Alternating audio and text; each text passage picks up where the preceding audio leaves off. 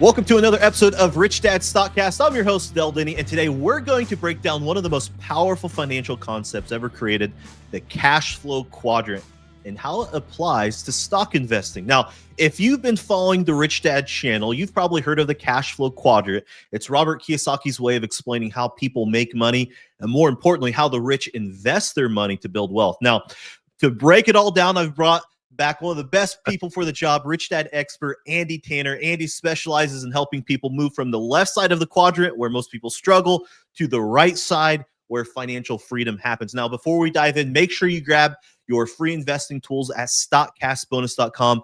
We've got some powerful resources waiting there for you to take control of your financial future. In fact, Andy, can you give us a little sneak peek of what's actually in stockcastbonus.com when they go to the other side? Well, first of all, it's something you don't see very often, because we have an opportunity to have a risk-free opportunity, because it's free. There's nothing to lose by going there. But what's really, really important is we offer those tools that are there to increase financial IQ and to lift and elevate financial well-being. And there's just nothing like study. You know, one of the things that Robert gave to me was a model of how to lead my team in study, to where we learn what the author said rather than our own opinions, where we have, frequency of our interactions with my team. And I just took the model that, he gave to me over 14 years and duplicated it to where, I could lead my team more effectively. And so this is an opportunity for someone not just to have edutainment, which is wonderful. If you can get educated and be entertained and feel good about illumination, epiphany, that's great. But the practicality of those tools at stockcast.com means you can put them into practice, and they are practical. So right now we have a free ebook that is a tremendous opportunity, not just to listen and become informed, but to become knowledgeable. And there's a difference there between being informed, being knowledgeable, and being skilled and being disciplined. So it's really we designed it as a first step for people, a door they could walk through to change context, to elevate financial well-being through knowledge, education, and behavior, habits, to increase discipline and to begin to understand how wealth can be created in a person's life from square one. How does a person just start? There's all these stories of people that, well, if you took away all their money, they'd be back in the same shoes in 5 years, right? They'd get it back. Mm-hmm. What are those principles? So that's what we share for free at stockcastbonus.com, as a way for people to decide, how serious do I want to be about my financial education, and how delicious is this to consume? So go there, download that free ebook, start your study, and watch your life begin to change in a big way, and watch your well-being become elevated, your financial well-being become elevated. That's why we produce what we produce, share what we share. And I'm excited to speak about the cash flow quadrant, because it was equally life-changing for me, as was Rich Dad Poor Dad, in ways that people might not expect. It was quite made a very big impact in my life. The cash flow quadrant did. So, well, I appreciate that, and thank you for sharing that gift with us on stockcastbonus.com. There's so many wonderful things in there. Speaking of the cash flow quadrant, for those that are not familiar with it, can you give us a quick breakdown of the cash flow quadrant and why it's so important? It's such a good book. To me, it was equally enjoyable as Rich Dad Poor Dad. It was a fountain. It really helped to further refine context for me. I think it's a wonderful contextual book. And basically the cash flow quadrant talks about 4 basic ways that domains that people fall into in terms of how money comes to their life. And so the first one is the E Quadrant, which stands for employee. It's a what do they call it? A W-2 guy? I don't even know what that's called anymore, but but it's a person that, goes and gets a job interview and trades time for money, labor for money, a wage, a salary, where they are subject to the rules and policies of the company. And it's the rat race. It is like really, really epitomizes, get up, the idea and culture of go to school, get a job, and put your money in 401k and pray. That's it. And it's drudgery, not for everyone. Now, there are highly paid employees that love their job. We don't judge the quadrants per se, because you could find a person in a quadrant. I think a guy like LeBron James has done very well in the E Quadrant.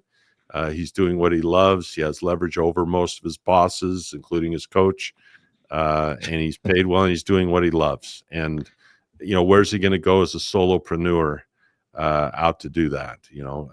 But other people would rather be in a different quadrant and own the team and actually be his boss, because they would make more money than LeBron. The second quadrant is the one that I always, seem to have a foot in.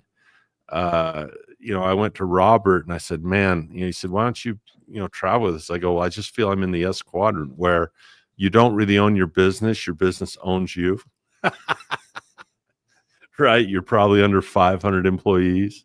I think we all can relate to that. Yeah. These are soloists. S stands for speaker.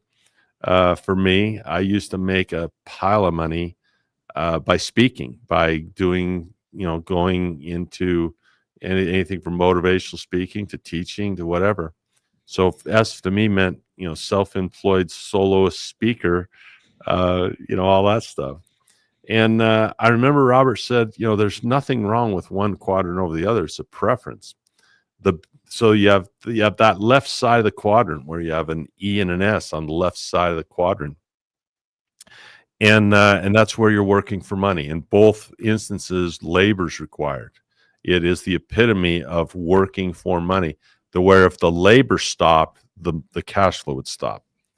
Now, the other side of the quadrant, and I recommend the book highly, the other side of the quadrant, which we would call the right side, meaning the right-hand side, not necessarily the correct side, but it's the side a lot of people would prefer to experiment with and see us, come on in, the water's fine, is the B quadrant, where you have a business, and it's a lot like the E-Myth model, if you've read the E-Myth, in that a true business owner has delegated and created systems. You have this BI triangle that Robert introduces in Rich Dad's Guide to Investing. This BI triangle with, mission. You have a mission, you have leadership, you have a team, and inside of that framework, you begin to develop cash flow and systems and communications, and you have legal to do well with, and also, something you produce, some type of production that goes on. And so if you create that system, that framework, it'd be like owning a franchise where you don't have to go. You own it, but then you get to the I Quadrant, which I think Warren Buffett has a beautiful description of the I Quadrant. I think Warren Buffett describes this quadrant absolutely beautifully. He says, someone who believes in American business and will seek out the lowest way to participate in business and be consistent will achieve results that exceed those as investment professionals as a group, meaning Wall Street. What does it mean, Del? This is such beautiful language by Warren Buffett. What does it mean to seek out the lowest way to participate in business? It's ownership. And investors simply buy businesses. That's what we do. We invest in production, where we participate not by putting on our hat and taking off out the door to go work or drive a truck or do research and development or do the accounting or do the deliveries or the manufacturing or the sales or the customer service or any of the work that's done that they participate fully 40 hours a week or more.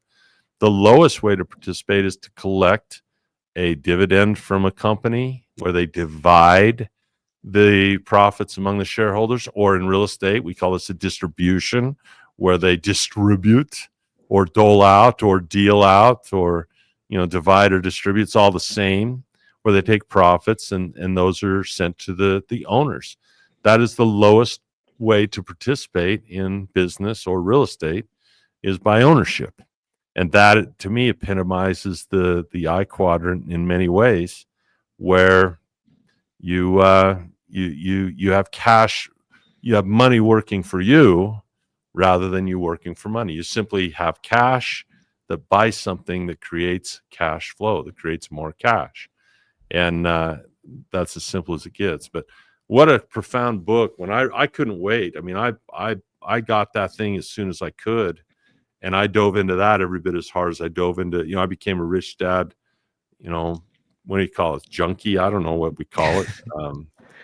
Uh, I was a fan, and I wanted anything Rich Dad I was going to get. I was going to consume because it was just delicious. But anyway, that's a little bit about what the cash flow quadrant is. Those four areas: employee, self-employed, business owner, and investor. And the right hand side and the left hand side of those quadrants are distinct contexts. And just the kind of side note, I remember those times. Andy and I have known each other for decades, and I remember the fire behind Andy as he's reading those books, and as he said, it was delicious to him. Like he would not stop talking and quoting for the books. Well, evident as a person on the podcast, I don't see you put a nickel in me on this stuff, and you're gonna have to get your popcorn and sit for a minute. Oh, I love those conversations, and that's what kickstarted it for me as well. So you're a convinced person is convincing, and you were very convinced, and it convinced me, and so I appreciate that. Now, I completely agree. Rich Dad Poor Dad changed my life, and very quickly to that was Cashflow Quadrant. It really put things in perspective. Most people, like you said, prefer to go from the left side to the right side. Now, why do you think people are stuck in the E and S quadrants, even though they might want to be in the B and I? Number one is knowledge. They don't know how to move. But number two is temperament and the need for security and the need for dependence and to be taken care of. Self-sufficiency is a scary thing. And I'll tell you why it's scary. I think, of the painful experiences I had and the amount of money that I lost for mistakes, all that pain and all that loss, especially early, like incredibly stupid mistakes. Boy, I was spurred into those mistakes by the cash flow quadrant. I mean, it was glorious. I mean, that book pushed me into some of the dumbest things I ever did because of what I read in that book. And it was glorious because the learning from the mistakes it pushed me to make was just better than the books. I learned so much. But I read that book, and that book caused me to take actions that were way outside my pay grade, way too early, way too big, way too fast, because I wanted to experience that other side of the quadrant so quickly.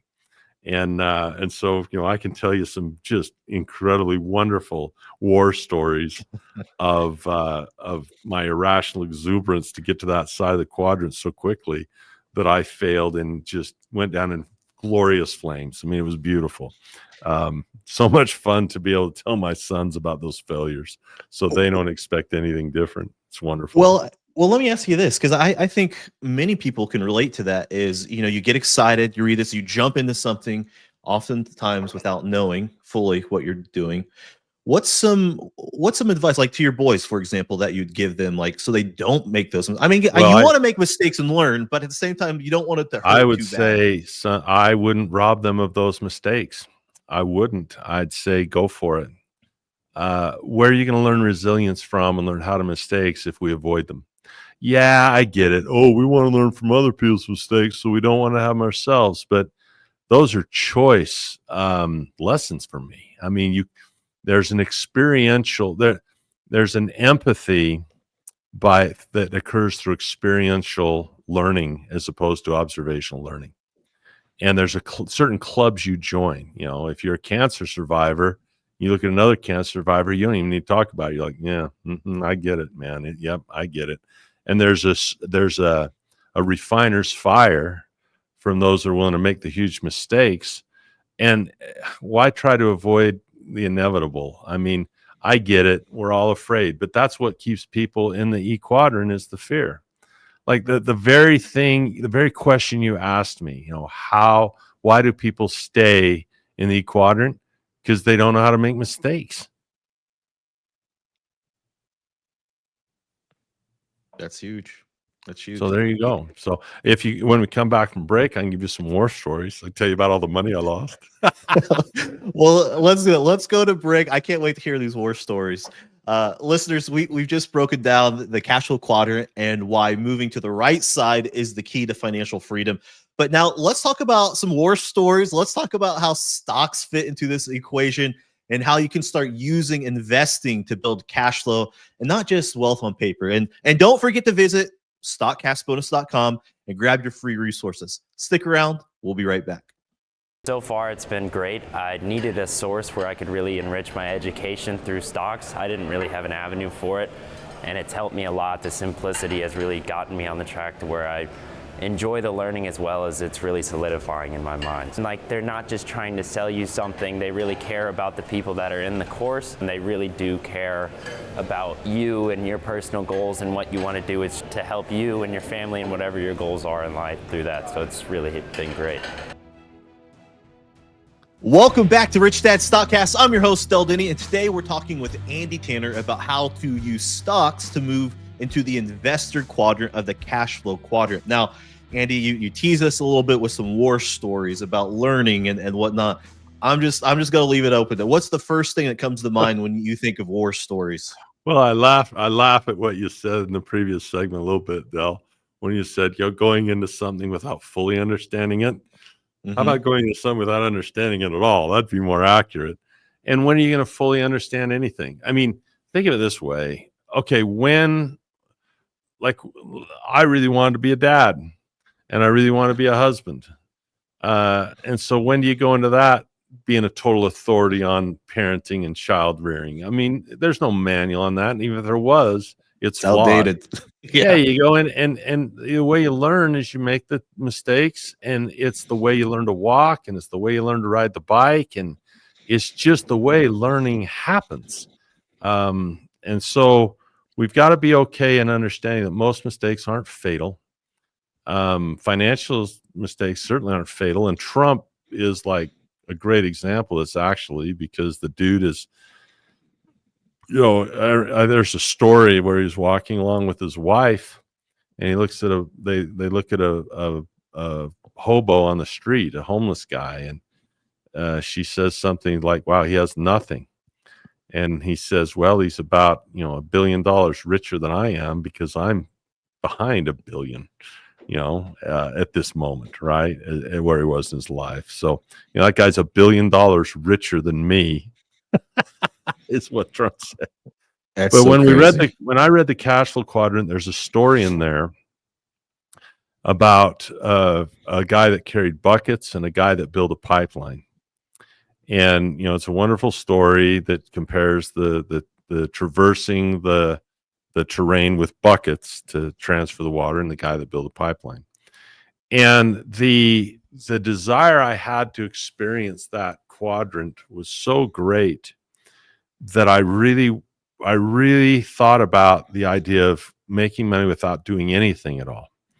And there's a similar book. It's not as good as the cash flow quadrant. It's similar, called the E-Myth model, where it has a similar graduation from technician to manager to entrepreneur. It's a very similar idea. And I wanted to be hands off. In other words, the idea of passive income to me meant money working for me and me doing nothing. And so that was the thing that spurred me. Was I kind of created a rule in my mind that I would do nothing. As I was going to make money without doing anything, like write a check and start getting checks. That was my goal. Write a check to start getting checks and do nothing. Absolutely, totally passive. So you could just Sounds great, right? you could see where the writing of the checks was going to be very, very easy to do, right?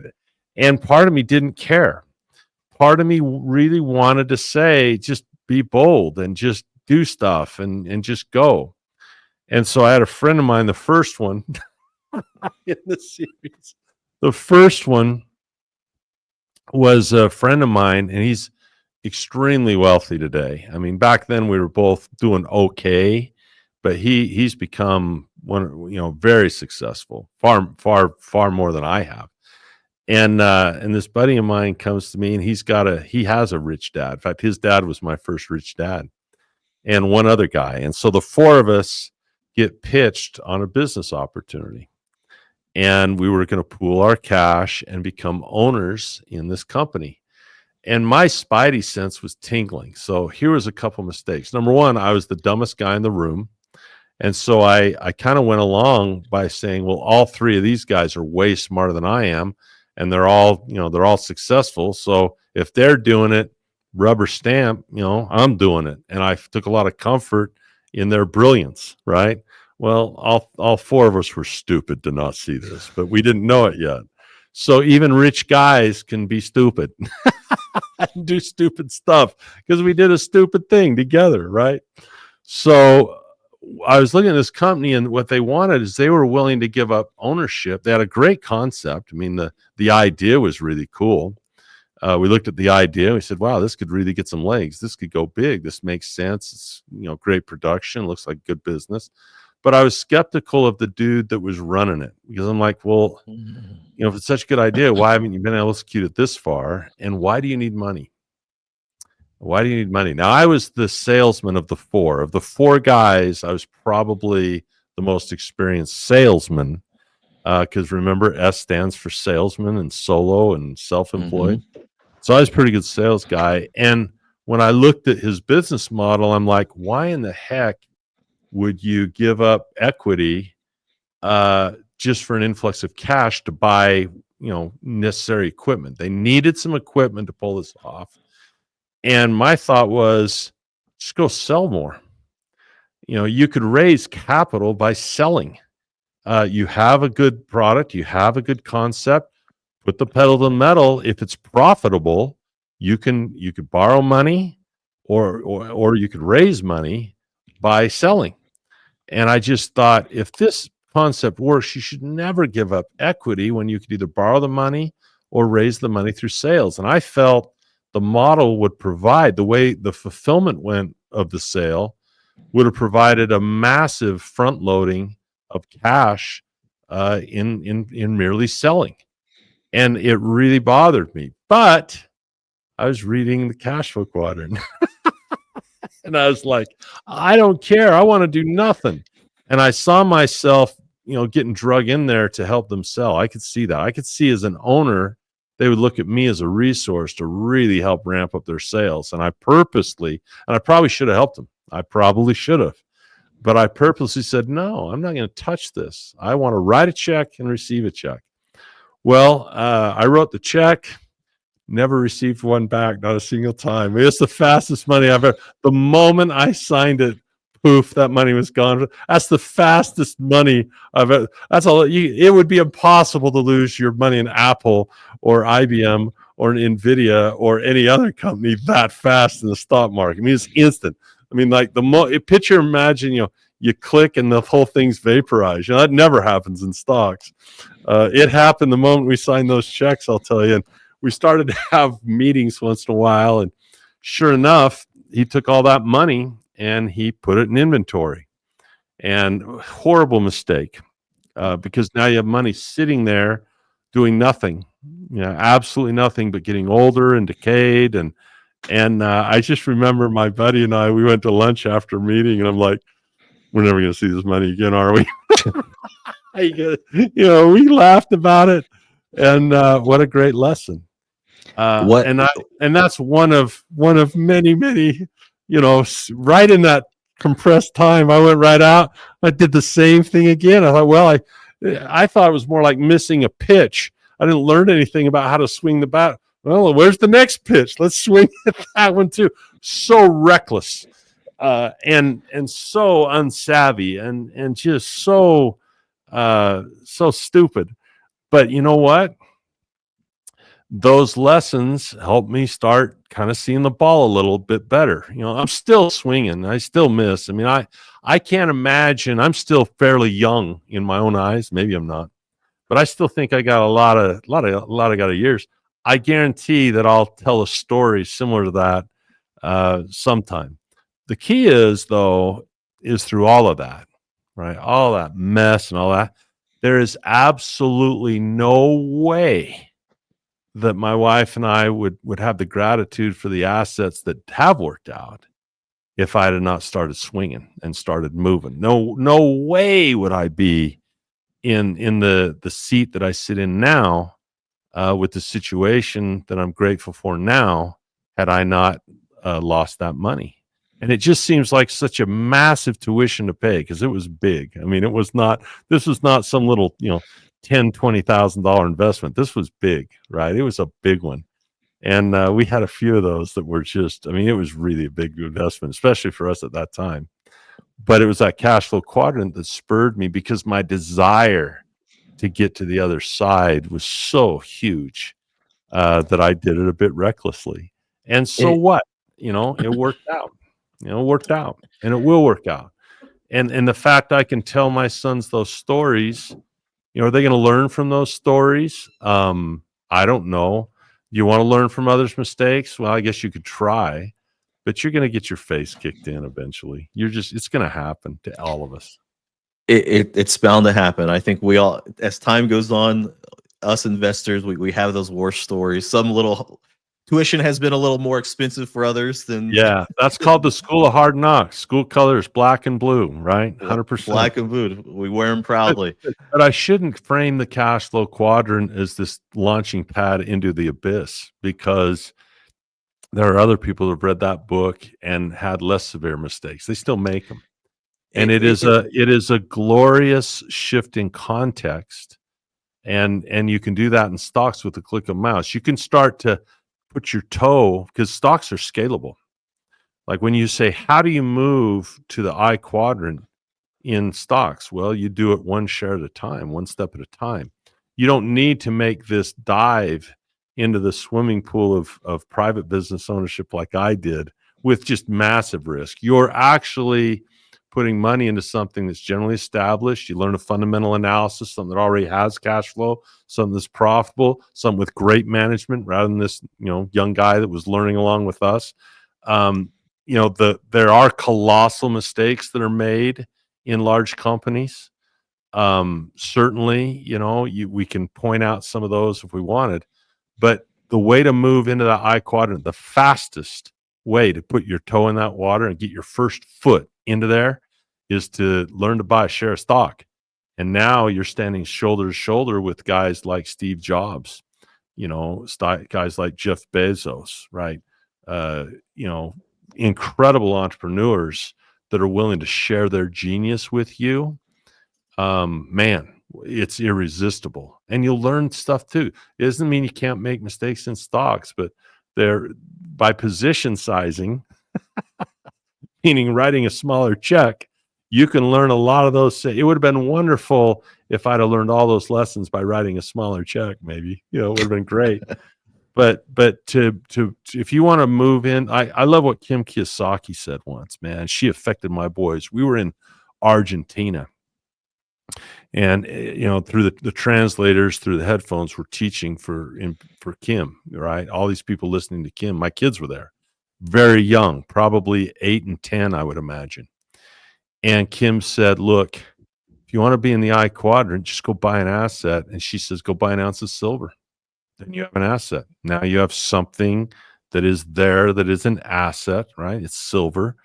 And my kids came home, and at 8 years old, my son was, I said, what do you want from Santa Claus? And he said, well, how about an ounce of silver, Mr. Santa?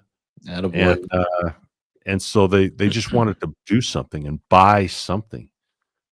So one way to start is just to buy a share or buy an ounce, right? The other way is I'll give myself a plug. I find these little places to plug. Another way to start moving is to go to stockcastbonus.com and get our free resources. They're free. The ability to learn how to make the second step, third step, fourth step, the habits, go there and see if you're not right. See if you don't prove to yourself that there is a world that you were unaware of, and a pathway that you hadn't yet seen, a clear pathway. A, B, C, step by step that takes you into a much better place, and will protect you and help you recover despite any mistakes that might be along the way. So I love the cash flow quadrant. I can't speak for Robert. He's the one that wrote it. But as long as I live, I'm going to recommend it. And I'm going to tell people about it. He's a master teacher, has far more insight. He loves to teach the cash flow quadrant, almost always begins with it. And so I do my best to support those efforts for sure, because it's a wonderful way to elevate the financial well-being of everyone here and everyone listening. If you want to elevate your financial well-being, take advantage of the free resources, at least to learn how to then accumulate the resources that you'll pay for and enjoy. So there you go. Beautiful. I love it. Well, on that note, that wraps up today's episode of Rich Dad StockCast. The cash flow quadrant is one of the most powerful financial concepts you'll ever learn. And if you're serious about building wealth, moving from the employee quadrant to the investor quadrant, this is key. This is for financial freedom. Now, a huge thank you to Andy Tanner for breaking it all down for us. If you take nothing else from this episode, just remember this: the rich don't work for money. They make money work for them. That's what the I Quadrant is all about. Now, before you go, don't forget to visit stockcastbonus.com. These tools will help you to invest smarter and start shifting into the investor quadrant, maybe just one stock at a time, just like Andy said. And if you got value from today's episode, do me a favor, like, subscribe, share this episode with someone who needs to hear it. Thanks for tuning in to Rich Dad StockCast. I'm Denney, and we'll see you on the next episode. Stay smart, stay invested, and take control of your financial future. This podcast is a presentation of Rich Dad Media Network.